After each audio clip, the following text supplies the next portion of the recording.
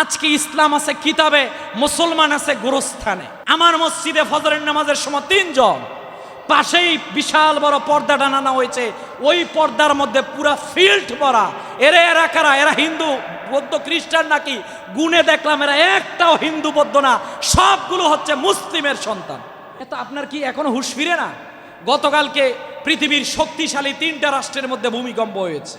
জহারাল ফাসাদু feel বাররি ওয়াল বাহরি বিমা কাসাবাত আইদিন নাস। এই ভূমিকম্প এগুলো অন্যের কামাই নয়, এগুলো আমাদের হাতের কামাই। আমরা আল্লাহকে ভুলে গিয়েছি, আল্লাহকে ভুলে খেলার প্রতি এতই পাগল হয়ে গেছি, কখন নামাজ যায়, কখন ইবাদত যায়, কখন আল্লাহর নাম নিব, এগুলোর সময় আমাদের নাই। আমরা বলি আই এম সুপার বিজি, আমরা কখন নামাজ পড়বো? আপনার এই ব্যস্ততা শেষ হবে যেদিন ধ্বংস। এজন্য মাই হাম্বল রিকোয়েস্ট, আমি হাত জোর করে প্রত্যেকের প্রতি উদাত্ত আহ্বান করছি। ছোট্ট ছোট্ট ভূমিকম্প বাংলাদেশে হচ্ছে, ভূতাত্ত্বিকগণ বলছেন এগুলো হচ্ছে বড় কোনো ভূমিকম্প আসার আগের একটা সিগন্যাল। আল্লাহই ভালো জানে যেইভাবে আল্লাহকে আমরা নারাজ করা শুরু করে দিয়েছি, কবে জানি আমাদের উপর বিপদ আসে। তবে এখনো সুযোগ আছে।